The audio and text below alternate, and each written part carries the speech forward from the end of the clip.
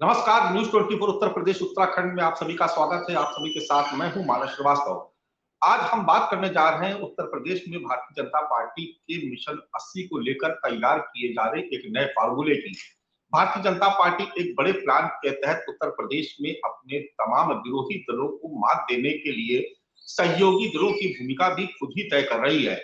ऐसा माना जा रहा है कि आने वाले वक्त में भारतीय जनता पार्टी उत्तर प्रदेश की सभी 80 लोकसभा सीटों को जीतने के अपने लक्ष्य को पूरा करने के लिए सहयोगी दलों के साथ मिलकर एक साझा रणनीति तैयार करेगी। लेकिन उससे पहले भारतीय जनता पार्टी ने ग्राउंड लेवल पर जिस तरीके से काम शुरू किया है, उसमें यह तय किया जा रहा है कि आखिर विपक्षी दल जो है, उनको हराने के लिए भी किस तरीके की भूमिका तय की जाएगी। और उसमें अगर सहयोगी दलों को भी आगे रखना पड़ा तो भारतीय जनता पार्टी को उससे गुरेज नहीं होगा। दरअसल हम जिस प्लान की बात कर रहे हैं उस प्लान को हम आपको पहले थोड़ा सा ब्रीफ कर देते हैं, उसके बाद इस चर्चा को आगे बढ़ाएंगे। भारतीय जनता पार्टी उत्तर प्रदेश में पिछले लोकसभा चुनाव में 64 सीटें जीत करके आई थी और 16 सीटें विपक्षी दलों के खाते में चली गई थी जब मायावती और अखिलेश यादव का गठबंधन था। अब हालात बदले हुए हैं और तमाम दूसरे नए दलों को भी भारतीय जनता पार्टी में शामिल किया जा रहा है। 2022 में भारतीय जनता पार्टी ने एक प्रयोग किया जब अपनी सहयोगी निषाद पार्टी के खाते में उसने 15 उम्मीदवार दी, यानी 15 विधानसभा सीटें उनको सौंपी, जिसमें से 5 सीटों पर चुनाव भारतीय जनता पार्टी ने अपने सिंबल पर लड़ाया और 10 सीटें निषाद पार्टी के सिंबल पर लड़ी गई। लेकिन इसमें खास बात यह थी कि उन 10 सीटों में से 7 सीटें बीजेपी हार चुकी थी इससे पहले वाले चुनाव में, और उन 7 सीटों में से निषाद पार्टी 6 सीटें जीत करके आ गई। यानी ऐसे इलाके जहां पर बीजेपी को लगता है कि उसके सहयोगी दल ज्यादा प्रभावशाली है और उसके सपोर्ट से वो सीटें जीत करके ला सकते हैं, तो ऐसे में भारतीय जनता पार्टी ने अपने सहयोगियों को आगे कर दिया। एक बार फिर वही फार्मूला उत्तर प्रदेश में लोकसभा चुनाव में आजमाने की कोशिश की जा रही है, क्योंकि लक्ष्य 80 में 80 सीटें जीतने का है। ऐसे में ये जरूरी नहीं कि भारतीय जनता पार्टी हर सीट पर खुद अपने सिंबल पर चुनाव लड़े और सहयोगियों को इक्का दुक्का ही सीटें पकड़ाए। इस बार स्थितियां बदली हुई है, यानी ऐसी सीटें जिन पर सहयोगी दलों की हैसियत का आकलन किया जा रहा है, अगर सहयोगी दल भारतीय जनता पार्टी के पैमाने पर खड़े उतरते हैं, उसके अपने सर्वे में या उसकी अपनी ग्राउंड रिपोर्ट पे वो खड़े उतरते हैं, तो भारतीय जनता पार्टी अपना दल निषाद पार्टी और ओम प्रकाश राजभर जैसे तमाम नेताओं की पार्टियों के उम्मीदवारों को उतारेगी और उसके पीछे से सपोर्ट करेगी, उनको बैक सपोर्ट देगी ताकि वो सीटें जीत कर आ सके। इस परिप्रेक्ष्य में आज डिप्टी सीएम केशव प्रसाद मौर्य का एक बड़ा महत्वपूर्ण बयान अभी थोड़ी देर पहले ही सामने आया, जब वो मऊ जिले में एक मीटिंग कर रहे थे और वहां पर जब उनसे पत्रकारों ने सवाल पूछा तो उनका एक जवाब था कि अब पूर्वांचल में उनकी जीत को कोई नहीं रोक सकता, क्योंकि ओम प्रकाश राजभर अब एनडीए का हिस्सा बन चुके हैं। तो ऐसे में जो भारतीय जनता पार्टी की रणनीति है वो विपक्ष का रास्ता और खास तौर से अखिलेश यादव का रास्ता रोकने में कितनी कारगर साबित होगी, इस पर आज हम चर्चा कर रहे हैं। इस चर्चा की हम शुरुआत कर रहे हैं। आज हम हमारे साथ तमाम खास मेहमान मौजूद हैं, उन सबसे आपका एक एक करके परिचय कराएंगे। दीपक रंजन जी हमारे साथ समाजवादी पार्टी से जुड़े हुए हैं, उनका भी हम रुख करेंगे। इसके अलावा हमारे साथ राघवेंद्र द्विवेदी जो राजनीतिक विश्लेषक है वो भी हमारे साथ इस चर्चा में शामिल हो चुके हैं। सचिन रावत जो कांग्रेस प्रवक्ता है वो भी शामिल हो चुकी है, और कृष्ण मोहन पांडे जी प्रवक्ता भारतीय जनता पार्टी वो भी चर्चा में शामिल हो रहे हैं, और कर्मवीर आजाद जी भी जो बसपा समर्थक है वो भी इस चर्चा में हमारे साथ शामिल हो रहे हैं। आज सबसे पहले हम शुरुआत करेंगे भारतीय जनता पार्टी के प्रवक्ता से। सर, ये जानना चाहेंगे कि जिस तरीके से रणनीति तैयार की जा रही है और जो सहयोगी दल है उनकी हैसियत का आकलन भारतीय जनता पार्टी शुरू कर दिया है, तो ऐसे में क्या ये माना जाए कि आने वाले वक्त में जब सीटों का बंटवारा होगा तो भारतीय जनता पार्टी उन तमाम सीटों पर अपने सहयोगी दलों के उम्मीदवारों को उतारती हुई नजर आएगी जिन सीटों पर भारतीय जनता पार्टी के तमाम उम्मीदवार पहले से ही इस उम्मीद में है कि वो सीटें उनको मिल जाएगी? तो क्या आप इस तरीके की कोई रणनीति बना रहे हैं?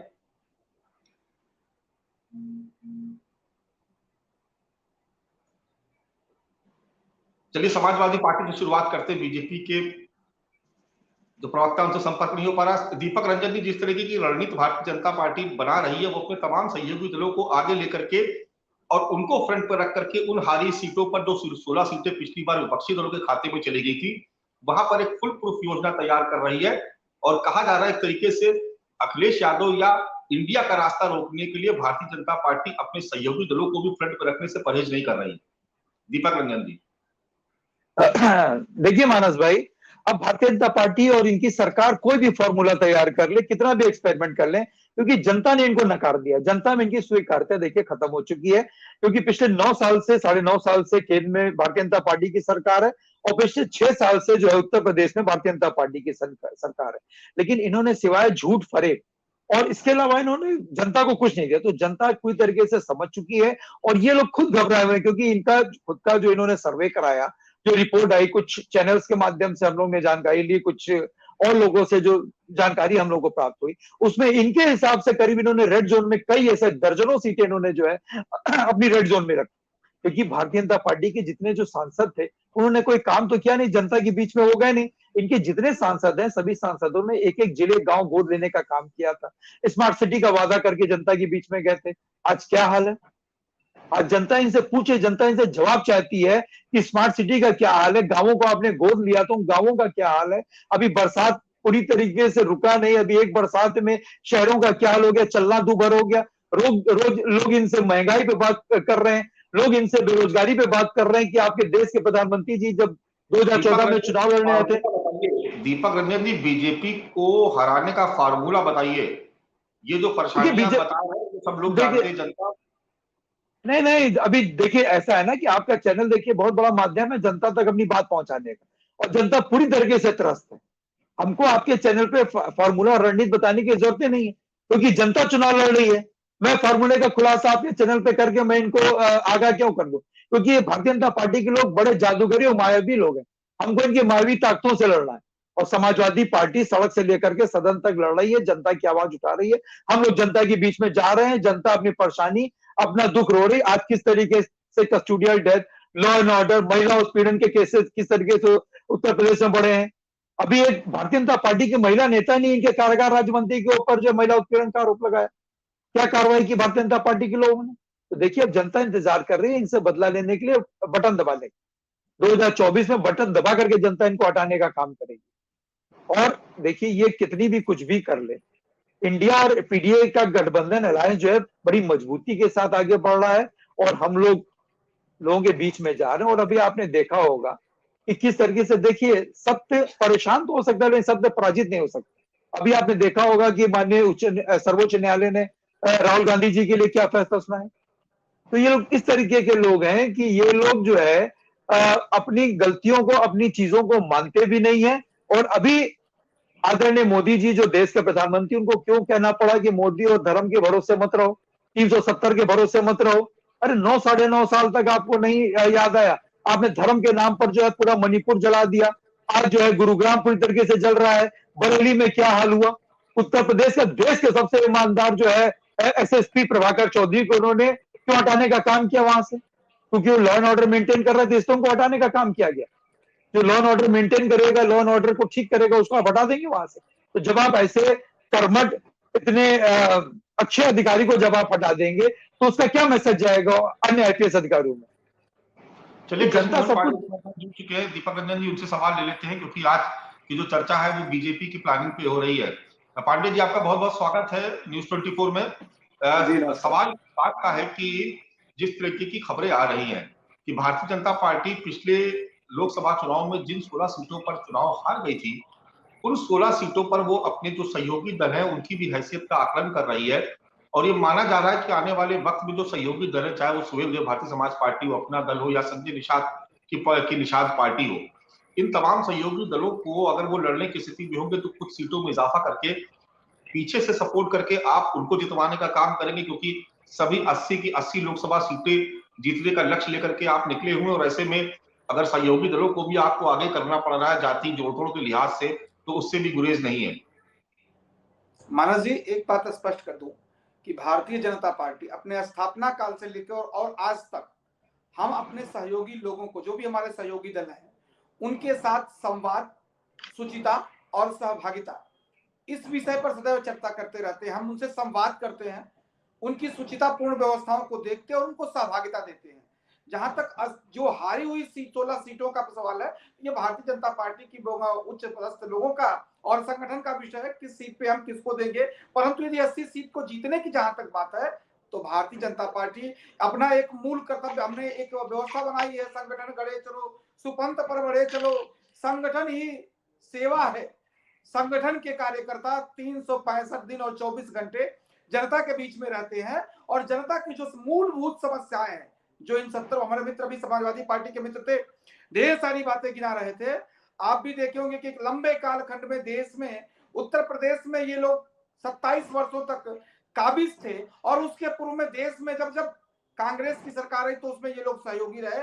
परंतु देश के समाज के अंतिम पायदान पर खड़े व्यक्ति को, जिसके अपने मूल अधिकार, और मूल अधिकार तो मैं बहुत बड़ी बात बोल रहा हूं, उनके जो निजी जीवन के छोटी छोटी जरूरतें थी ये पूर्ति नहीं कर पाए। परंतु भारतीय जनता पार्टी की जब सरकार बनी तो हमने जो दैनंदिन की चीजें हैं, जो दैनंदिन की चीजें हैं, जो छोटी चीजें जैसे गैस सिलेंडर हुआ, बिजली हुई, पानी हुई, ऐसी वो सारी प्रक्रिया जिससे कि लोगों के जीवन पर सीधा प्रभाव पड़े, उसको पहुंचाने का काम किया। यदि शिक्षा हो, स्वास्थ्य हो, रोजगार हो, सड़क हो, परिवहन हो, इन सारे विषयों पर जिस पर कि आपका, हमारे मित्र का और उनके सहयोगी कांग्रेस का कभी ध्यान नहीं गया, और ध्यान गया भी तो इनके नेताओं ने दिल्ली से, इनके नेता कहा करते थे कि दिल्ली से मैं 1 रुपया भेजता हूं और यदि 15 पैसे भी पहुंच जाते हैं तो समझ लीजिए देश का विकास हो जाएगा। साहब हम 15 पैसे वाले नहीं है, भारतीय जनता पार्टी 1 रुपया सेंट्रल से भेजती है और करीब की किसान के खाते में 1 रुपया पूरा पहुंचता है। इस परिकल्पना के साथ भारतीय जनता पार्टी काम करती है, जिसका प्रतिफल यह है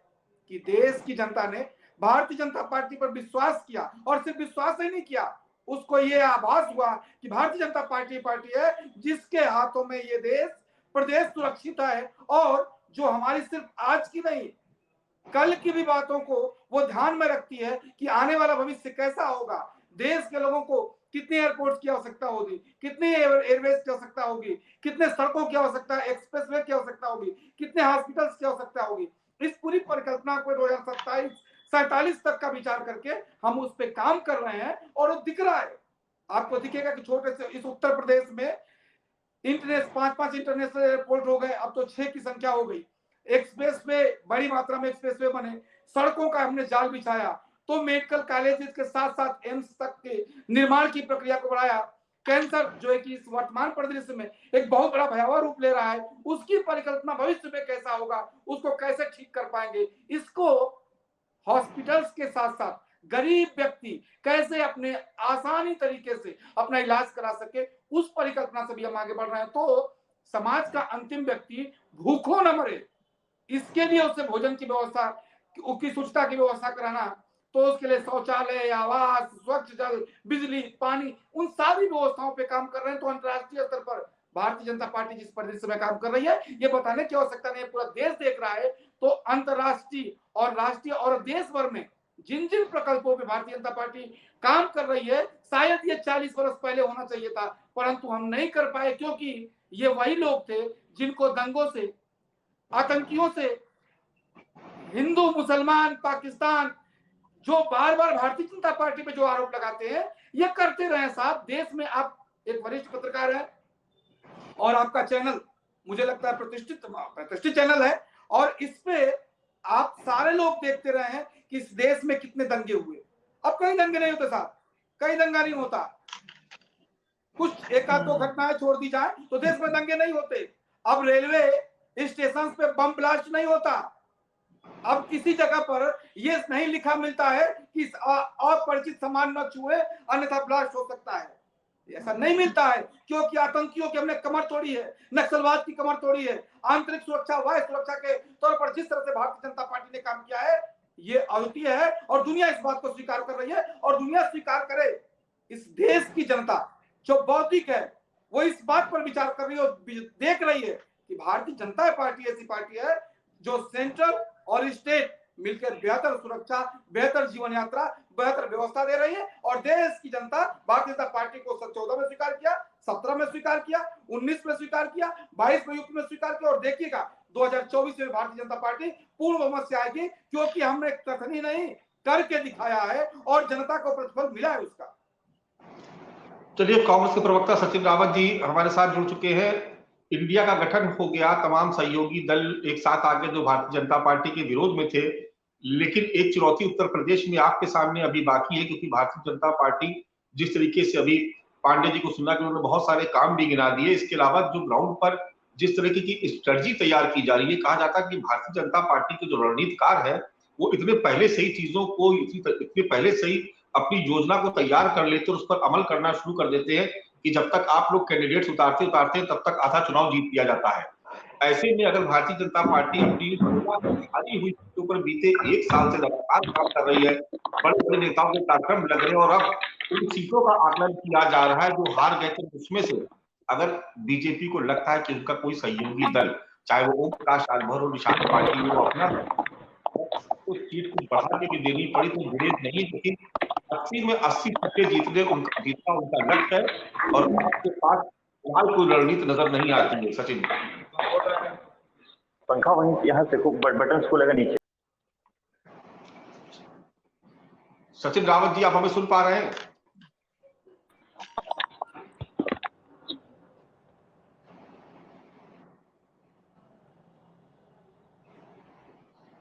चलिए, सचिन रावत से अभी संपर्क नहीं हो पा रहा है। राघवेंद्र द्विवेदी जी जुड़े हुए हैं, राजनीतिक विश्लेषक। राघवेंद्र जी, भारतीय जनता पार्टी की जो ये रणनीति है, आपको क्या लगता है कितना कारगर साबित हो सकता है 80 में 80 की अगर बात की जाए? मानस जी, कोई भी राजनीतिक पार्टी ये नहीं चाहती है कि वह कोई चुनाव हारो, और ये अच्छी बात है कि भारतीय जनता पार्टी 80 में 80 सीट पे अपना कमर कस चुकी है और 80 सीट जीतेगी या नहीं जीतेगी ये तो जनता की बात है। लेकिन चूंकि भाजपा का जो अपना काम करने का तरीका है, जैसे कि 2017 में जब जीती, 19 में जीती, 22 में जीती, तो वो 3 चुनाव का जो सर्वे की और 3 चुनाव का जो अपना बैठक में उसको ये लगा कि मैं पूर्वांचल में दिक्कत है।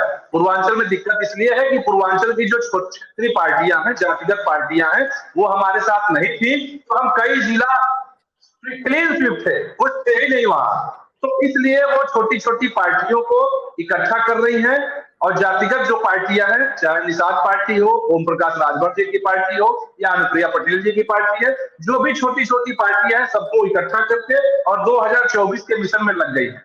अब बात विकास की, देखिए दंगा किसी सरकार के द्वारा नहीं कराया जाता है, दंगाई सरकार में होते हैं, और यह है कि सरकार का कितना अपने आप में लॉ एंड ऑर्डर मेंटेन है, ये उस पर डिपेंड करता है। दंगा अभी देखिए हुआ, अभी आप गुरुग्राम में देख रहे हैं, तो इसमें कोई सरकार का पूर्व नियोजित कार्यक्रम नहीं होता है, लेकिन ये सरकार का खौफ होना चाहिए। वोट प्रतिशत की मैं बात करूं तो जब 2014 में 71+2 पे भाजपा आई थी, तो 2019 में फिर 80 का आंकड़ा लेके चली थी, लेकिन 9 सीट कम हो गया। आप देखें कि सपा और बसपा इकट्ठा होकर लड़ने से 9 सीट इनका कम हो गया और 1 सीट कांग्रेस का कम हो गया। तो फिलहाल जो इंडिया है, INDIA, इंडिया का उत्तर प्रदेश में कोई बहुत चमत्कार होते नहीं दिखेगा।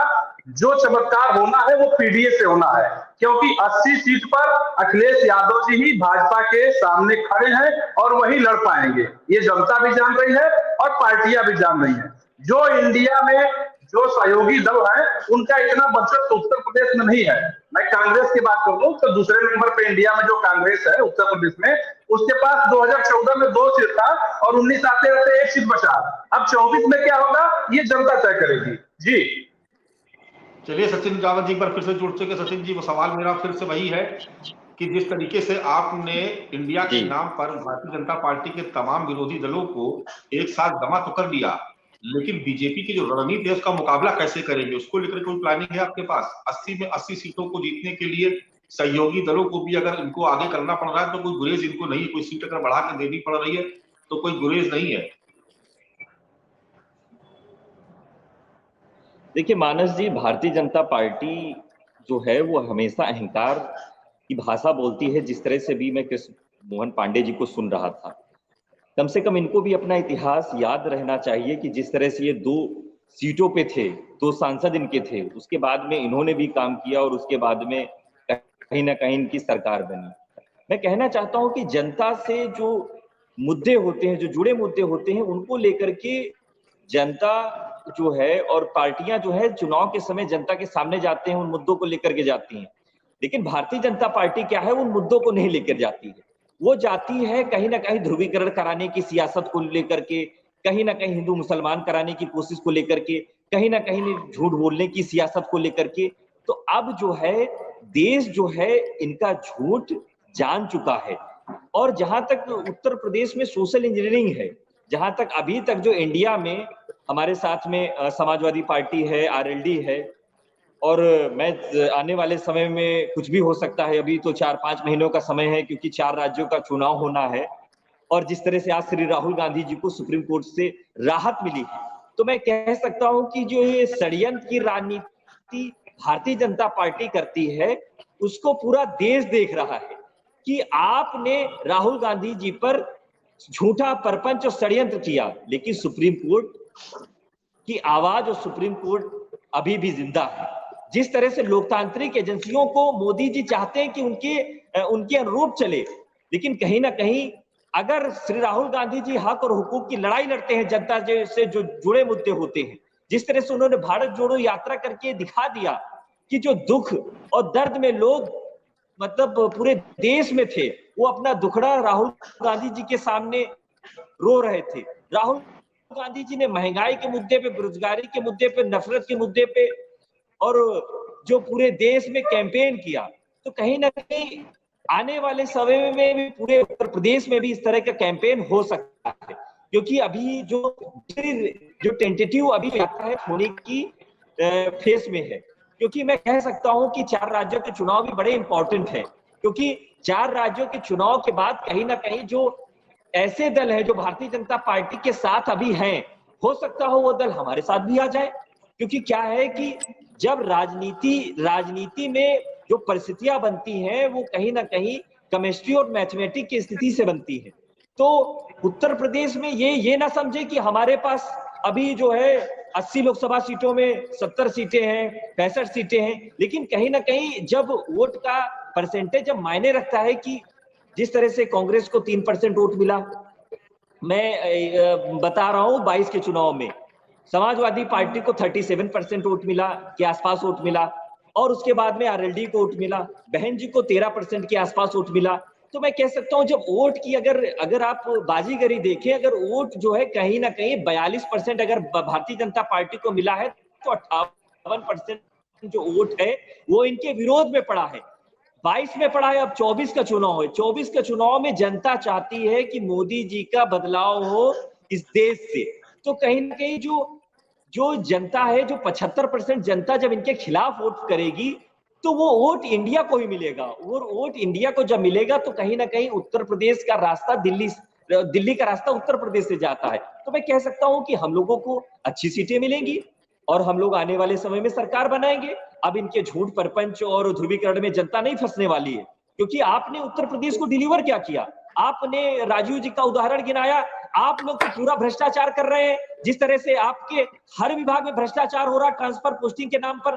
कौन सा ऐसा विभाग बचा है जिसमें ट्रांसफर पोस्टिंग के नाम पर भ्रष्टाचार ना हो? आपके मंत्रियों को नहीं पता, लेकिन अधिकारी भ्रष्टाचार कर रहे हैं प्रमुख सचिव के मिलीभगत से।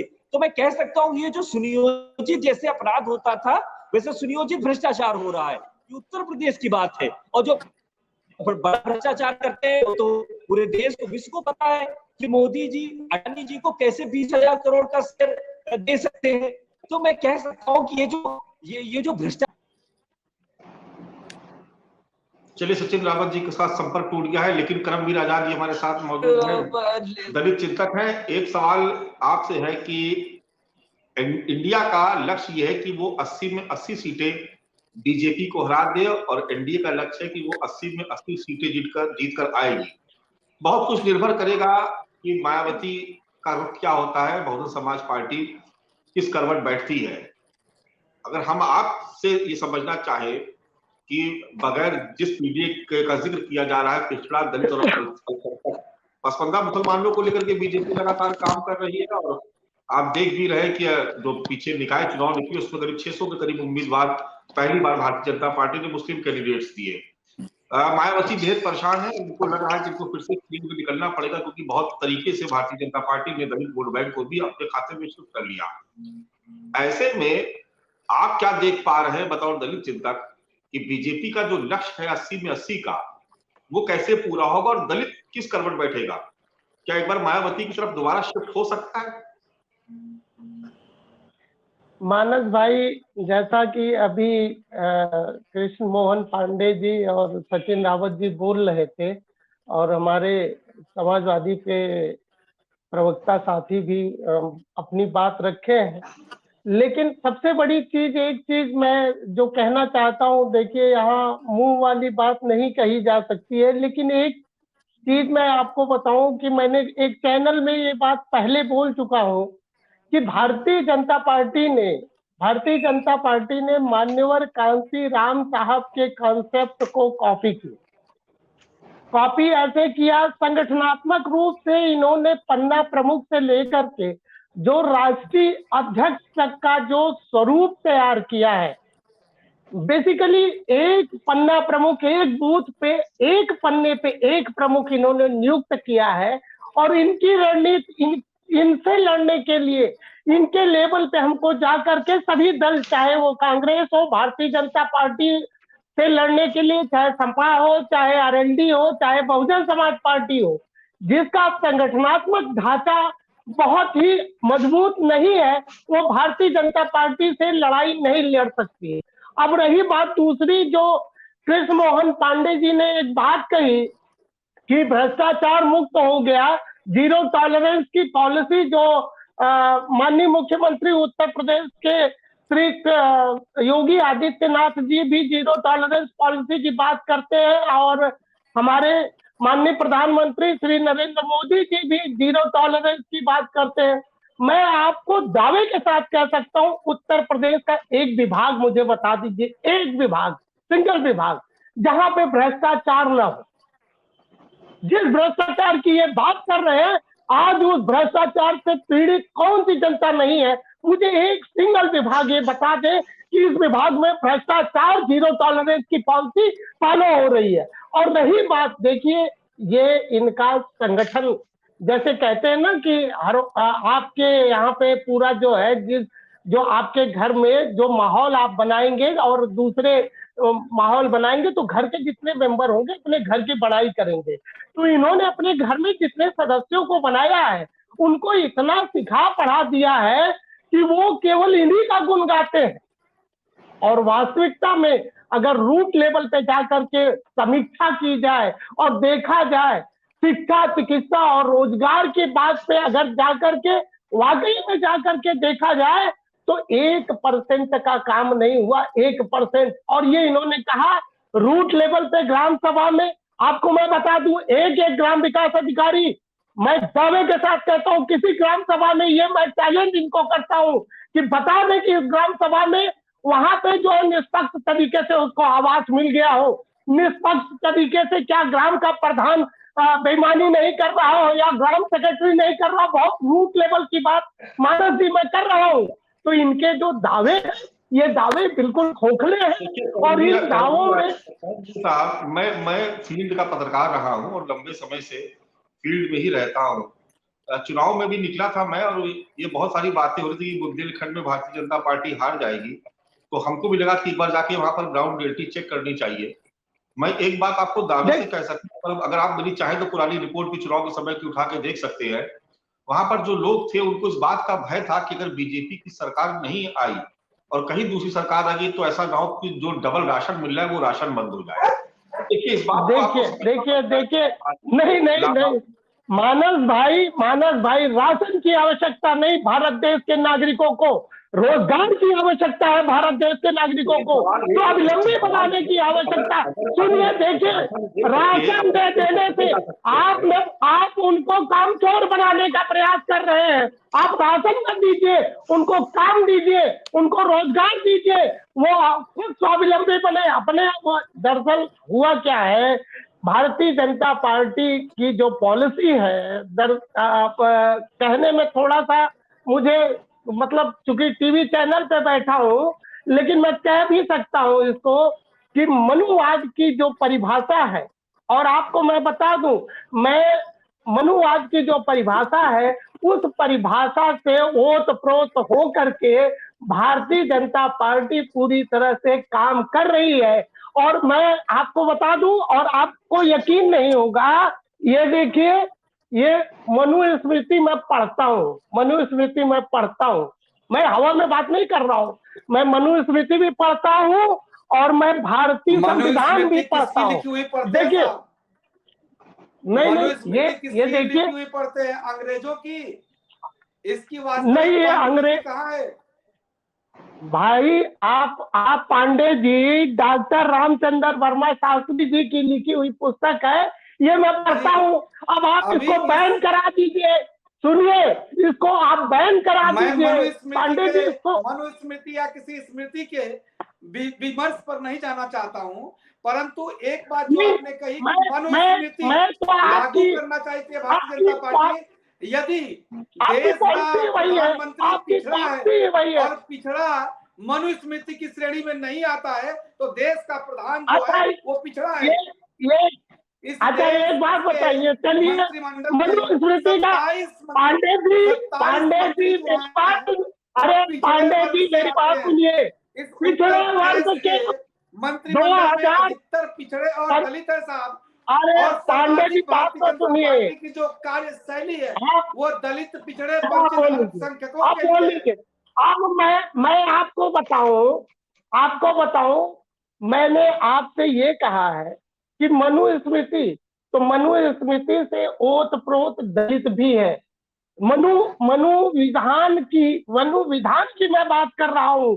देखिए, वो दलित जो, देखिए, जो संपन्न है, लीजिए, अरे मनु विधान कोई जातिगत विधान नहीं है। अरे भाई साहब, पांडे जी, मनु विधान कोई जातिगत विधान नहीं है और संविधान मनु नहीं विश्वास रखते हैं, आप नहीं विश्वास रखते हैं। मनु के अलावा भारतीय संविधान पर विश्वास नहीं रखते हैं और वो करते रहे, आप नहीं रखते हैं। मनु स्मृति एक विचारधारा है। मनु का मतलब, मेरा उद्देश्य ये नहीं है कि किसी जाति विशेष से, आपको मैं बता दूं, सुन लीजिए, वो दलित मनुवादी है जो अपने ही भाई के हक अधिकार को छीनने का काम करता है। वो मनुस्मृति से मनुवादी है जो अपने ही भाई का हक अधिकार, और इस बात को आपको स्वीकार करना होगा कि ये देश संविधान से चल रहा है और संविधान से ही चलेगा। देखिए, चुनाव जो है वो रणनीति से जीता जाता है। अगर भारतीय जनता पार्टी में, अगर 25 साल सामाजिक समरसता बनाए रखने के लिए, सामाजिक समरसता बनाए रखने के लिए संविधान की आवश्यकता है, और संविधान को ये पूरी तरह से लागू नहीं करना चाहते हैं। ये मैं आपको बड़े दावे के साथ कह सकता हूँ। मैंने कहा सिस्टम को अपने हिसाब से चलाता है, उसकी अपने भी तरीके से व्याख्या की जाती है। देश का प्रधानमंत्री अलग से जाएगा। अगर हम सर्वाधिक मंत्री वो पिछड़े हैं, दलित है, आदिवासी है, उसके बावजूद भी आपको लगता है कि भारतीय जनता पार्टी लागू करना चाहती है, तो ऐसी नहीं कर सकते। पांडे जी मैंने कहा, दलित भी मनुवादी है जो अपने भाइयों का हक अधिकार छीन करके उसका संवैधानिक अधिकार छीनने का, भारतीय संविधान में पहला शब्द है, हम भारत के लोग भारत को एक प्रबुद्ध संपन्न समाजवादी पंथ निरपेक्ष लोकतांत्रिक गणराज्य बनाने के लिए तथा उनके समस्त नागरिकों को सामाजिक, आर्थिक, राजनीतिक न्याय, विचार, विभक्ति, विश्वास, धर्म और उपासना की स्वतंत्रता, ये विचार भारतीय संविधान में। लेकिन आप मुझे मैं यहाँ पर इंटरप्ट करना चाहूंगा। जब भी समाजवादी पार्टी की सरकार हुई, तो क्या गांव में, अगर ग्राउंड रियलिटी की बात करें, तो क्या गांव में दलित बनाम यादवों के झगड़े नहीं हुए? अगर कोई इस बात से इनकार कर दे तो मैं पुरानी रिपोर्ट दिखा सकता हूं, तमाम पुराने अखबार का हवाला दे सकता हूं। मानस भाई, मैं इस बात से इनकार बिल्कुल नहीं कर रहा हूं, मैं इस बात से बिल्कुल भी, ये अपनी जगह, लेकिन चुनाव रणनीति की बात कर रहा हूँ। इनकी जो रणनीति है उस रणनीति के तहत मैंने अपनी बात रखी। समाजवादी पार्टी के प्रवक्ता लगातार हमारे साथ जुड़े हुए। दीपक रंजन जी, आप ख्वाब तो बहुत ऊंचे ऊंचे देख रहे हैं कि हम भारतीय जनता पार्टी को रोक लेंगे। करमजीत इस बीच जिक्र कर रहे हैं कि बहुत रणनीति के तहत इन्होंने अपना कुनबा बढ़ा दिया। तो समाजवादी पार्टी या कांग्रेस को किसने रोका कि वो अपना कुनबा ना बढ़ाए? अगर भारतीय जनता पार्टी, अगर प्रधानमंत्री, अगर गृह मंत्री, अगर संगठन के लोग वो अगर कोई कैंपेन चलाते हैं लोगों को जोड़ने के लिए, वो कहते हैं कि इस नंबर पे मिस कॉल कर दीजिए, आप हमारे सदस्य बन जाएंगे, या उनकी पार्टी, उनका संगठन का ढांचा अगर बूथ से लेकर के पन्ना प्रमुख तक अगर आ गया है और उनका कुनबा बढ़ रहा है, तो किसने रोका है आपको अपना कुनबा बढ़ाने से? देखिए 80 में 80 लाने से रोकेंगे कैसे, ये भी समझ में आ रहा है जनता को। देखिए मानस भाई, इंडिया और पीडीए गठबंधन अलायंस जो है वो खुली आंखों से सपना देख रहा है, बंद आंखों से सपना नहीं देख रहा। बंद आंखों से सपना भारतीय जनता पार्टी के लोग देख रहे हैं। इनको लग रहा है हर तरफ अमन चैन इन्होंने कायम कर दिया है, हर तरफ लॉ एंड ऑर्डर मेंटेन है, सबको इन्होंने खुशहाल कर दिया है, सबको इन्होंने रोजगार दे दिया है, और सब आदमी पूरी तरीके से एकदम इनके सरकार में अमन चैन की सांस ले रहे हैं। अभी हमारे भाई पांडे जी ने जो है वो गैस की बात की, गैस सिलेंडर की बात की कि घर घर इन्होंने गैस सिलेंडर पहुंचाने का काम किया। आज गैस सिलेंडर का दाम क्या है? इन्होंने स्वास्थ्य की इन्होंने बात की कि आज इन्होंने सबको स्वास्थ्य की दिशा में आज तक इन्होंने सबको सुविधा पहुंचाने का काम किया। ये रिपोर्ट क्या कह रही है?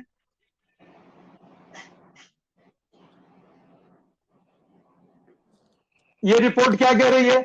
अगर ये रिपोर्ट गलत है और इनकी बात अगर सही है तो न्यूज एजेंसी के ऊपर मुकदमा ठोक देंगे कि क्या स्वास्थ्य विभाग के क्या हालात हैं। इनको मुकदमा ठोक देना चाहिए पांडे जी को। और एम्स की बात कर रहे हैं, एम्स डबल इंजन की इनकी सरकार है, इनकी केंद्र में भी इनकी सरकार है, प्रदेश में भी इनकी सरकार। क्या गोरखपुर का एम्स जिसकी जमीन समाजवादी सरकार में दी गई थी, क्या जो एम्स पूरी तरीके से सुचारू रूप से चल रहा है? हमारे भाई पांडे जी बताते हैं कि स्वास्थ्य में सालाना बजट कितना होता है? 44,000 करोड़ रुपए स्वास्थ्य में सालाना बजट है मानस भाई। और इनको अलॉट कितना हुआ? स्वास्थ्य विभाग को अलॉट हुआ 20,000 समथिंग करोड़ रुपया। तो बाकी पैसा कहां चला गया? आज अस्पतालों का क्या हाल है? एक एक बेड पे 2-2 4-4 लोग सो रहे हैं। ऑक्सीजन की क्या दिक्कत है? स्वास्थ्य क्या बात करेंगे ये लोग, भारतीय जनता पार्टी के लोग? इनको पूछना चाहिए कि जो है, इनको मैं पांडे से पूछना चाहता हूं कि अब पांडे जी ये बताइए कि आपके हिसाब से स्वास्थ्य का बजट सालाना कितना है? 44,000 करोड़ रुपया है ना? मिला कितना था? ये दीपक रंजन जी, फिर भैया आप ऐसी बात कर रहे हैं, आप तो पुराने पॉलिटिकल आदमी हैं। अगर स्वास्थ्य पे और इन्हीं सब मुद्दों पर अगर चुनाव जीत के आ रहे होते तो सबसे ज्यादा एम्बुलेंस तो अखिलेश यादव की सरकार में चलाई, तो काहे चुनाव हार गए? आप लगातार हारते चले जा रहे हैं। देखिए ऐसा है ना कि मिट्टी की हांडी बार बार नहीं चढ़ती है और झूठ की हांडी भी बार बार नहीं चढ़ती है। 2 बार इनकी चढ़ ली, 2 बार जनता ने देख लिया। एक बार इनको मौका दिया, दूसरे बार इस उम्मीद के साथ मौका दिया कि शायद पहली बार ये नहीं कुछ कर पाए, अब की बार ये जनता के हित में काम करेंगे। लेकिन वो जनता देख रही है और इसका जवाब 2024 में जनता देगी। हम अगर कुछ कहेंगे तो आपको लगेगा समाजवादी पार्टी का कार्यकर्ता है, ये तो कहेगा ही कहेगा। लेकिन आप देख लीजिए 2012 से लेकर के 2017 में समाजवादी सरकार के किए कामों को, भी एक्सप्रेसवे की बात कर रहे थे हमारे भाई पांडे जी। एक्सप्रेसवे पे मैं चैलेंज करता हूं कि 302 किलोमीटर का लखनऊ आगरा एक्सप्रेसवे किसी सरकार ने बनाओ तो आप बता दीजिए। इतना अच्छा, इतना बढ़िया। 14 के बाद ही एक्टिव ही हुए, क्योंकि मुझे याद है कि नेताजी तमाम मंचों पर, एक घटना का मैं जिक्र कर रहा हूं, मैं जवनेश्वर मिश्रा पार्क में नेताजी की सभा चल रही थी और मैं वहां पर मौजूद था। अचानक नेताजी वहां पर पहुंचे और उन्होंने खुले मंच से अखिलेश यादव से ये बात कही थी कि कहीं ऐसा ना हो कि हम लोग फिर परिवार के 5 ही लोग पहुंचे और बाकी लोग चुनाव हार जाए, काम ठीक नहीं हो रहा। अगर आप रहे हो दीपक रंजन जी तो आपको भी याद होगा, मैं तो सभा में मौजूद था और हम तमाम पत्रकार इस बात को, नेताजी के विजन को लेकर के बड़ी तारीफ किया करते थे कि कितने विजनरी है वो। और देखिए बाद में वही हुआ। मानस भाई चलिए मैं आप ही की बात पे आता हूँ। 2014 से ठीक है, मैं आपकी बात पे आता हूँ। मैं आपकी बात को स्वीकार करता हूँ, आप इतने गुणी पत्रकार हैं, भाई हमारे बड़े। मैं आपकी बात पे आता हूँ। 2014 से लेकर के 2017 तक समाजवादी की सरकार रही, 2.5-3 साल। 2.5-3 साल में अगर हम 302 किलोमीटर का एक्सप्रेसवे बना सकते हैं, हम मेट्रो चला सकते हैं, हम इतनी सारी पुल बना सकते हैं और जनता, हम क्या नाम है, स्वास्थ्य की दिशा में हम सब कुछ कर सकते हैं, हम कैंसर इंस्टीट्यूट बना सकते हैं, तो ये 6 साल से 9 साल से इनकी केंद्र में सरकार ये क्यों नहीं बना पाए? मैं पूछना चाहता हूँ, मैं आपकी बात को मैं पूरी तरीके से मैं इत्तेफाक करता हूँ कि ठीक है 2.5-3 साल में समाजवादी सरकार में इतने काम हुए, 6 साल और 9 साल इनकी तो डबल इंजन की सरकार है, हमको तो केंद्र से किसी प्रकार का सहयोग नहीं था, उसके बाद भी समाजवादी सरकार में आप कह रहे हो ना 5 साल, चलिए मैं 2 साल और हटा देता हूं, मैं 2.5-3 साल की मैं बात कर रहा हूं। 2.5-3 साल में अगर समाजवादी सरकार में इतने जन कल्याणकारी काम हो सकते हैं तो इनके सरकार में क्यों नहीं? ये एयरपोर्ट की बात करते हैं, बता दें कितने एयरपोर्ट के इन्होंने शिलान्यास किया और एयरपोर्ट के इन्होंने उद्घाटन करने का काम किया हो। इनके प्रधानमंत्री जी कहते थे कि मैं हवाई चप्पल वालों को हवाई जहाज में मैं चढ़ाने का काम क्योंगा, कितने हवाई चप्पल वालों को इन्होंने हवाई जहाज में चढ़ाने का काम किया। आज हवाई किराया कितना है आप बता दीजिए, आम आदमी नहीं चल पा रहा, हवाई चप्पल वालों को चढ़ाने की बात कर रहे थे। बीजेपी भाई आम आदमी इस देश में एक नया वोट बैंक तैयार किया जिसका नाम है लाभार्थी वर्ग। वो इतना बड़ा वोट बैंक है कि उसकी तुलना बाकी और वोट बैंक से नहीं की जा सकती है। अब इनके देखिए मानस भाई मैं अपने बड़े भाई आजाद भाई से मैं इत्तेफाक रखता हूँ, और इनके बड़े बड़े नेता ये बात कहते हैं कि मैंने 85 करोड़ लोगों को मैंने राशन दे दिया। अरे इसमें तुम अपना सीना ठोक करके कर, इसमें तुम अपनी उपलब्धि मान रहे हो? शर्म नहीं आ रही है आपको कि इतने साल से आपकी सरकार है और आप 85 करोड़ लोगों को आप जो है रोजगार ना दे करके आप उनको राशन दे रहे हो? आप राशन दे करके लोगों को जो है क्या बताने का काम कर रहे हो आप? अरे आप रोजगार आज आदमी है। लेकिन सरकार दावा करती ना कि बुंदेलखंड में सरकार आने के बाद से कभी भूख से मौत भी नहीं हुई। उनका कहना है कि अगर राशन हम देते हैं तो जो भूख से मौतें होती थी उनको भी रोका गया। तो सिक्के के दोनों पहलू होते हैं, वो जनता तय करेगी कि इसको कौन सा पहलू पसंद आ रहा है। पांडे जी लगातार हमारे साथ बने हुए। पांडे हंगर इंडेक्स में हम कितने पायदान पे हैं मानस भाई? पांडे जी बता दें, हम नहीं बताएंगे, यही बता दें अपने से। हंगर इंडेक्स में बहुत सारे सवाल खड़े करके आपने कहा ना कि भूखमरी से भूख के उस पर हंगर इंडेक्स में हम किस पायदान पे बता दें हमारे बड़े भाई आदरणीय पांडे जी? बोलने का दीपक बता दें किस इंडेक्स में? ये मैं नहीं कह रहा हूँ, ये रिपोर्ट बता रही, बता दें पांडे जी किस पायदान पे हम हंगर इंडेक्स में? पांडे जी बोल रहे हैं पांडे जी जब बताइए मैं अपने समाजवादी मित्र का एक एक चीजों से जवाब देना चाहूंगा। इन्होंने बहुत ढेर सारे क्वेश्चन उठाए और आपका चूंकि प्रतिष्ठित चैनल है, बड़ा चैनल है, पूरा देश देख रहा है और उत्तर प्रदेश विशेषता, जब हम उत्तर प्रदेश उत्तराखंड में बैठे हुए हो तो हमारे मित्र ने कहा कि जो परसेंटेज वोट परसेंटेज है, पूर्व की चर्चा में उनका वोट परसेंटेज सपा बसपा मिलके इंडिया के साथ बहुत बड़ा हो जाएगा। साहब 19 में आए थे आप, सपा बसपा मिलके, और आपने कहा था कि 62% वोट हो जाता है और भारतीय जनता पार्टी एक सीट गाजीपुर से लेके गाजियाबाद तक दिखा दे जो जीतती हो। मेरे सवाल का जवाब ये नहीं है कि किससे गठबंधन हुआ था, किससे कितना परसेंटेज था। आज जो स्वास्थ्य शिक्षा रोजगार में आपने क्या दिया, महंगाई आपने कहां से कहां पहुंचा दी, आप उसका जवाब मुझको दीजिए कि महंगाई पर कंट्रोल कैसे होगा? महंगाई पर कंट्रोल कैसे होगा? सपा बसपा नहीं मानस भाई, सपा बसपा गठबंधन अभी हिंदू मुसलमान पे आ जाएंगे ये। आपके तो जो मुद्दा नहीं हाँ बिल्कुल मैं सुन रहा हूँ, एक बातों का जवाब दे रहा हूँ, बिल्कुल और जवाब दे रहा हूँ, सुनिए जी। इन्होंने कहा कि राहुल गांधी को देखिए, आज सुप्रीम कोर्ट से जब बहुत जजमेंट अच्छा मिला, आज सुप्रीम कोर्ट ने जब उनको बरी किया तो सुप्रीम कोर्ट बड़ी हो गई और न्यायालय की जीत है, और जब लोअर कोर्ट हाई कोर्ट ने उनको पनिश किया तो भारतीय जनता पार्टी की जीत थी, भारतीय जनता पार्टी की जुडिशरी थी। ये दोहरा चरित्र उत्तर प्रदेश और देश के नागरिक अब तक देख रहे हैं। दूसरा इन्होंने कहा, हमारे आजाद जी ने, और दोनों लोगों का क्वेश्चन था रूट लेवल पर जाके देखिए, ठीक बात कहा आपने। मैं इस बात को पुनः दोहराता हूं कि रूट लेवल पर जाके बात करेंगे। एसी कमरे में बात करने से मुझे लगता है कि बेहतर होगा रूट लेवल पर जगह देखिए कि कितना बेहतर स्तर से काम हो रहा है। आपने कहा कि सड़क बनाई आपने 3 वर्षों में, मैं कहता हूं 5 वर्षों में। जानते हैं साहब कितनी बनवाई थी सड़क? 7,913 किलोमीटर आपने 5 वर्षों में सड़क बनवाई थी और एक एक्सप्रेसवे बनवाया था। और सुन लीजिए डाटा, भारतीय जनता पार्टी 5 वर्ष में 19,613 किलोमीटर सड़क बनाई है। ये मेरा डाटा है, आपका 7,000 का डाटा आपका है, भारतीय जनता पार्टी का नहीं है। एक्सप्रेस में हमने 4 बनवाया है, आपने 1 बनवाया। इंटरनेशनल एयरपोर्ट आपने 1 नहीं बनवाया, हमने 3 बनवाया। और ढेर सारी क्या बात कर रहे हैं, क्या गजब बात कर रहे हैं। मेडिकल कॉलेज सुन लीजिए, उत्तर प्रदेश में 70 वर्षों में 2017 तक मात्र 13 मेडिकल कॉलेज थे, हमने 54 मेडिकल कॉलेज किया कुछ निर्माणाधीन है, कुछ प्रारंभ हो गए। हर एक जिला सब निर्माणाधीन है, सब निर्माणाधीन है। आगे बढ़ा रहे हैं। और आपने कहा कि उत्पीड़न, साहब महिला उत्पीड़न आपकी सरकार में कैसे होता था कि एक मंत्री एक महिला का रेप करता है और मुख्यमंत्री के साथ घूमता है, हाई कोर्ट के कहने पर एफआईआर होती है और सुप्रीम कोर्ट के कहने पर धर्मवीर जी कहाँ है? धर्मवीर जी कहाँ है? धर्मवीर जी कहाँ है? धर्मवीर जी कहाँ है? कुलदीप सेंगर जी कहाँ है? चिन्मयानंद जी कहाँ है? ऊपर दंगे मात्र पश्चिम यूपी में आपने कराया। साहब आपका पूरा शीशे की तरह झलकता हुआ चरित्र उत्तर प्रदेश के सामने था, जिसका प्रतिफल ये हुआ कि 14 में तो सीटें नहीं मिली, 17 में हारे, 19 में तो आपके पांव पालने में दिख गए कि कितनी औकात है आपकी, क्योंकि जनता ने आपकी व्यवस्था तय कर दी, सिद्ध कर दिया, क्योंकि आप भ्रष्टाचारी थे, दंगाइयों का साथ देने वाले थे। और साहब इतना ही नहीं, बड़े स्पष्टता से कहता हूं कि यदि जुडिशियरी न होती तो आतंकियों का केस आप वापस करने के लिए गए थे। ये तो धन्य मनाइए इस देश के संविधान का और सीआरपीसी का, जिसमें तय है कि जो जुडिशियरी जिसको चाहेगी उसका मुकदमा वापस होगा। अन्यथा आप तो सुप्रीम कोर्ट, हाई कोर्ट पहुंच गए थे आतंकियों का केस वापस करने के लिए। उनका, जिनको न्यायपालिका ने दंडित किया, उनके कार्य के लिए आपका चरित्र देखा है उत्तर प्रदेश से। अरे आप कब से न्यायपालिका में विश्वास करने लगे? आप कब से न्यायपालिका का सम्मान करने लगे?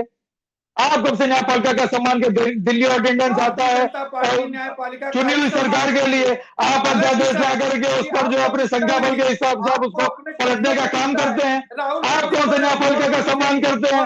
आप कितने न्यायपालिका का सम्मान कर लिया आपने? मणिपुर आपसे बार बार आपसे जवाब मांग रहे हैं, मणिपुर के लिए उच्च न्यायालय सर्वोच्च न्यायालय आपसे बार बार जवाब मांग रहे हैं। आप इतने ठीक लोग, आप जवाब नहीं दे पा रहे हो। अभी तक Manipur law and order maintain नहीं कर पाए आप लोग। सुमोटो लॉ पड़ा जो है सर्वोच्च न्यायालय को, उसके बाद भी आप जवाब नहीं दे पा रहे, आप कार्रवाई नहीं कर पा रहे। आप न्यायपालिका का सम्मान करोगे पांडे जी? आप न्यायपालिका का सम्मान करोगे? न्यायपालिका का सम्मान क्या करोगे आप? मणिपुर के बारे में न्यायपालिका को स्वतः संज्ञान लेना पड़ा, उसके बावजूद भी आप नहीं कुछ कर पा रहे हो। 80 सीटों की बात कर रहे हैं दीपक, जनता के द्वारा हम लोग अपने मुद्दे पर ही अगर केंद्रित रखेंगे तो दर्शकों को ज्यादा समझ में आएगा। चलिए राघवेंद्र द्विवेदी जी जुड़े हुए हमारे साथ। मानस भाई एक मिनट में कुछ कहना चाहता हूँ। एक मिनट। अच्छा, पांडे जी ने बहुत अच्छी बात कही, मुझे एकदम से अचानक याद आ गया, क्योंकि पांडे जी ने ये कहा था कि गाजीपुर से गाजियाबाद तक आप क्यों नहीं एक सीट निकाल पा रहे हैं। उसका सबसे बड़ा कारण जानते हैं क्या है? मैंने जो एनालिसिस किया है, और पांडे जी कह रहे हैं रूट लेवल पे जाके देखिए, मैं गांव से जुड़ा हुआ व्यक्ति हूँ और गांव में जाकर के, पांडे जी मैं आपको बता दूं, एक इंडियन सोशल जस्टिस मिशन हमारा एक संगठन है, जिसके माध्यम से हम शिक्षा के ऊपर हम लोग गरीब बच्चों को काम किए कोरोना काल में, उसका प्रमाण भी आपको दे देंगे। तो हमने बहुत रूट लेवल पे काम किया है। और नहीं, और दूसरी चीज मैं पांडे जी आपको बताऊं, निर्वाचन आयोग जो है एक स्वतंत्र संगठन है ना। मैं केवल आपसे हुंकारी भराना, निर्वाचन आयोग एक स्वतंत्र संगठन,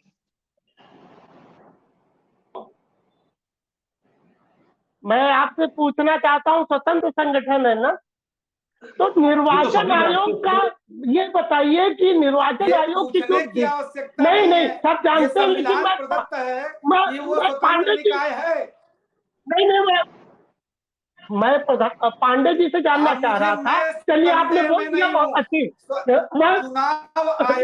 एक स्वतंत्र निकाय है, वो अपने व्यवस्था के संवैधानिक प्रक्रिया के तहत काम करती है। आपको कोई संदेह हो तो बताइए। मैं स्वतंत्र संस्था है, मैं ये जानना चाहता हूँ उस स्वतंत्र संस्था में उसकी दायित्व होते हैं और धिक्कार है ऐसे निर्वाचन आयोग पे जो 35% वोट करा रहा है। आपने कभी इस बात पे गौर किया? और भारतीय जनता पार्टी के लोगों ने इस पर चर्चा की या किसी के दल के लोगों ने की? क्यों नहीं किया भाई? ये 65% तक वोट पड़ा है। अभी नगर निकाय नगर निकाय के चुनाव की मैं बात कर रहा हूँ, 35% वोट पड़ा है मानस भाई। कितने देखिए, ये तो जनता को भी जागरूक करना पड़ेगा ना कि उसको अपने मत का अधिकार का प्रयोग करने के लिए निकलना चाहिए। जनता की जागरूकता का विषय है, नहीं ऐसी स्थिति में निर्वाचन आयोग की जनता चुनाव आयोग की निष्पक्षता पर प्रश्न उठाकर आप एक संवैधानिक संस्था और संविधान पर प्रश्न उठा रहे हैं, क्योंकि जब कोई समस्या प्रश्न और उंगली उठाने का काम करते हैं, ये ठीक नहीं है देश के लोकतंत्र के लिए। जब इस देश में लोकतंत्र के लिए लोकतंत्र में कोई करता है तो ये लोकतंत्र में और संविधान और अभी भी कांग्रेस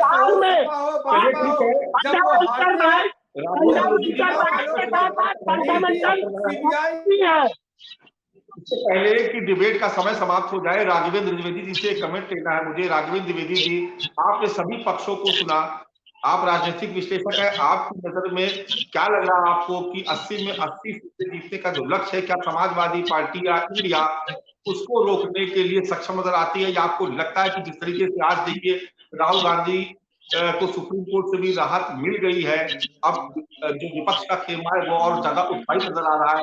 जिक्र कर रहे थे सचिन रावत जी के आने वाले समय में कुछ कार्यक्रम लगेंगे, इस बात की भी खबर है कि प्रियंका गांधी उत्तर प्रदेश के किसी जनपद के चुनाव भी लड़ सकती है। अखिलेश यादव भी लगातार इस बात को कहते कि हम पीडीए को मजबूत कर लेंगे। तो आपको लगता है कि इंडिया मिशन 80 का रास्ता रोकने के लिए आने वाले वक्त में खड़ा कर सकता है, या एनडीए को चुनौती दे सकता है? देखिए, कोई भी चुनाव कैलकुलेटर और लैपटॉप से नहीं लड़ा जाता है। मैं समाजवादी पार्टी, बसपा और कांग्रेस के भाइयों से कहना चाहूंगा कि आपको भाजपा से सीखना चाहिए कि भाजपा अधिकारियों से कैसे काम लेता है और अपने जो संगठन है उससे कैसे काम लेता है। 16 सीट पे हारी हुई सपा वो एमपी की सीट पे लगातार 5 साल भाजपा काम किया है, मंत्री लगा के, विधायक लगा के, कार्यकर्ता लगा के। और ये आदरणीय स्वर्गीय मुलायम जी भी कभी 39 सीट एमपी जीता करते थे। ऐसा नहीं है कि यह सुबह है 72 जीत लिए 75 जीत लिए। उनके समय में भी कार्यकर्ता जमीन पे जाता था। 2 साल 3 साल पहले प्रत्याशी घोषित कर दिए जाते थे कि मानस जी आपको रायबरेली से लड़ना है, आप जाइए तैयारी करिए। तो वो प्रत्याशी के पास समय होता था। लोकसभा में 5 सीट 4 सीट विधानसभा के आते हैं, वो इतना डिजिटल उस समय नहीं हुआ करता था। प्रत्याशी के पास पर्याप्त समय होता था। दूसरी बात मैं आ जाऊं, मैं कहीं न कहीं जो कर्मवीर जी है उनके बातों से सहमत हूं। देखिए, सरकार बनाना, सरकार चलाना, जनता का जो है शिक्षा, स्वास्थ्य और जो मूलभूत आवश्यकता है उसको पूरा करना सरकार का दायित्व है। मैं तो कहता हूं कि आप सबसे कम समय, अभी दीपक जी कह रहे थे 2.5 साल 3 साल, हम 5 साल मानते हैं। 5 साल में अखिलेश जी की सरकार से और आदरणीय योगी आदित्यनाथ जी के सरकार से कंपेयर किया जाए तो कहीं न कहीं जो अखिलेश जी का सरकार है उनका पलड़ा भारी है। क्योंकि कैंसर इंस्टीट्यूट आप देख लीजिए, एक्सप्रेसवे देख लीजिए, मेट्रो देख लीजिए, वर्ल्ड लेवल का पुलिस मुख्यालय, इंटरनेशनल एयरपोर्ट, आप आलमबाग का बस अड्डा देख लीजिए, जो भी सरकारी गाड़ियां हैं उन्हीं के जमाने की खरीदी हुई है। मुझे नहीं लगता कि 6-7 सालों में सरकारी गाड़ियां कोई पुलिस के लिए या कोई ऐसी खरीदी गई है। एम्बुलेंस या डायल 100 उनका नाम बदल के चल रहा है। तो जो काम हुआ है उसको कहने में कोई बुराई नहीं है कि सरकार ने काम किया है। हाँ, लॉ एंड ऑर्डर में, आप बुलडोजर में, या जो अपराध है, दंगा है, हिंसा है, इसको लेके योगी जी अच्छा काम कर रहे हैं। और अगर दहशत नहीं रहता इंडिया से और पीडीए से भाजपा को, तो इतने ज्यादा जमीन पे उतर के और इतने पार्टियों के नेताओं को, छोटे छोटे पार्टियों के नेताओं को, जातिगत पार्टियों को, नेताओं को इकट्ठा करके और रणनीति नहीं बनाते। क्योंकि केवल सपा बसपा मिलने से 9 सीट कम हो गया था मानस जी। सपा और बसपा मिली थी तो 9 सीट कम हो गया था। इस बार तो भाई पूरी इंडिया की खेल है। और सही बात है कि विधानसभा का जब चुनाव बीत जाएगा, जो बड़े बड़े राज्यों में चुनाव है, उसके बाद बसपा की तरफ पूरा विपक्ष बहुत संदेह भरी नजरों से देख रहा है कि मायावती कब किस तरफ चली जाएंगी, कोई पता नहीं है उनका। मायावती जी मुझे लगता है कि अभी कहीं नहीं जाएंगी। मायावती जी बहुत सुलझी हुई महिला है, बहुत पुरानी राजनीति है, 4 बार मुख्यमंत्री रही है। तो वो जो बड़े राज्यों का चुनाव है उसको पहले देख रही होंगी, उसके बाद फिर वो अपना डिसीजन लेंगे। बाकी जो छोटी छोटी पार्टियां हैं उनको क्या है, उनको भी लालच है कि भाई हमारे पार्टी से सांसद हो जाए, और भाजपा को भी जरूरत है क्योंकि छोटी पार्टियां जहां हैं वहां छोटी नहीं है, अपने आप में बड़ी हैं। क्योंकि विधानसभा में आप जिस तरह देखे, जो जहां जिस पार्टी का वर्चस्व था वह भाजपा का टिकट नहीं जीत पाया। तो इसको लेके कुल मिलाके जो है इंडिया से कहीं ना कहीं, इंडिया और सीडीए का जो काम है उसको लेके भाजपा सतर्क है और पहले से रणनीति बना रहा है, और हर पार्टी चाहता है कि हम 80 में 80 जीते, क्योंकि बिना यहाँ जीते हुए आप प्रधानमंत्री की कुर्सी पर न बैठ पाएंगे। एनडीए में भी यही स्थिति है कि एनडीए भी चाह रहा है कि 80 में 80 जीते। जी चलिए आप सभी का बहुत बहुत शुक्रिया इस खास चर्चा में शामिल होने के लिए। कृष्ण मोहन पांडे जी आपका भी बहुत शुक्रिया, दीपक रंजन जी आपका, राघवेंद्र द्विवेदी जी आपका भी, और कर्मवीर आजाद साहब, आप सभी का बहुत शुक्रिया कि आज आप इस चर्चा में हमारे साथ शामिल हुए। आज हम बात कर रहे थे इंडिया बनाम एनडीए की लड़ाई की, और किस तरीके से एनडीए अपने सहयोगी दलों के सहारे उत्तर प्रदेश में मिशन 80 के लक्ष्य को प्राप्त करने के लिए एक फुल प्रूफ योजना के तहत काम कर रहा है, जिससे लड़ना फिलहाल इंडिया के लिए एक बड़ी चुनौती नजर आता है। आज की चर्चा में बस इतना ही। कल फिर किसी नए विषय के साथ आपके सामने फिर हाजिर होंगे। तब तक के लिए इजाजत दीजिए। नमस्कार।